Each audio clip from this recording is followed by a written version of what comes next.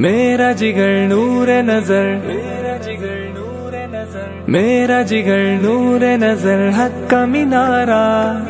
मुफ्ती महमूद की आंखों का है तारा, सर उठा के जीने का एक सबक सिखा दिया। द जमीयत उलमाए इस्लाम PK 69 यो अहम इजलास द साबिक MPA खालिद वकार चमकनी परयाजगाह की मुनक़िद शो। ददी इजलास मशीरी द PK 69 अमीर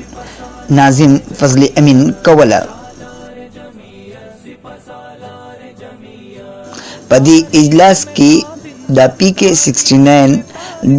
तंजीमी उमूर बांधी खबर अतरी उशवी। دا میټینګ جی زمونږ د پټۍ په باره کې او د پټۍ د تنظیمونو فعال کولو په باره کې چې زمونږ د PK او تنظیم کې څه کمې مامې او مرګري دا چې څوک پکې وفات شي څوک مثال خبره پټۍ نه دغه شي نو د هغې په باره کې او د هغې نه علاوه د UC او د واټونو تنظیمونه دي نو هغه سلسله کې مونږ راغونډ شو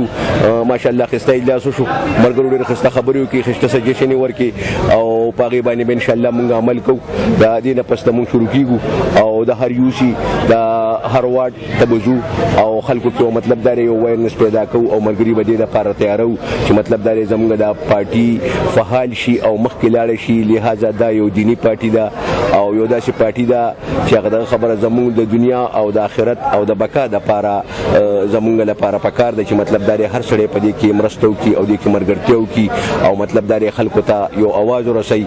نننی میټینګ زموږ چې کم دی نو دا د تنظیم فعالي تنظیمونو د فعال کولو په باره کې وشو او الحمدلله موږ سره په دې کې چې څونه یونین کونسل په PK 69 کې راځي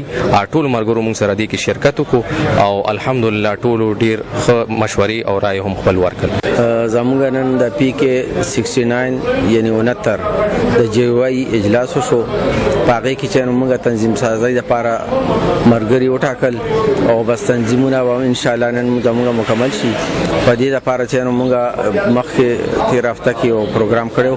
هغه کې چې موږ دا وینا کړو چې به موږ به اول یونین کونسل دغه PK برابرو چې PK برابر شي هغه نه پس بیا موږ دا سلوکو چې یونین کونسل ته بلل شو چې یونین کونسل برابرۍ کو بیا ویل کونسل جوړو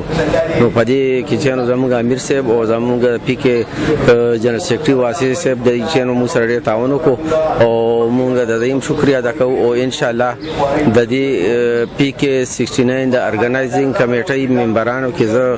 هم شامل ما نو موږ وایي چې به دا PK 69 جوړ کو د سره په پټۍ ته ډیر زیات دغه ورکی یو بوست ورته ملو شي. پدی اجلاس کې د جمعیت العلماء اسلام PK 69 تنظیمی اهلکارانو په یو لوی تعداد کې شرکت کړو. نعمت سوحان، چمکنی TV، چمکنی.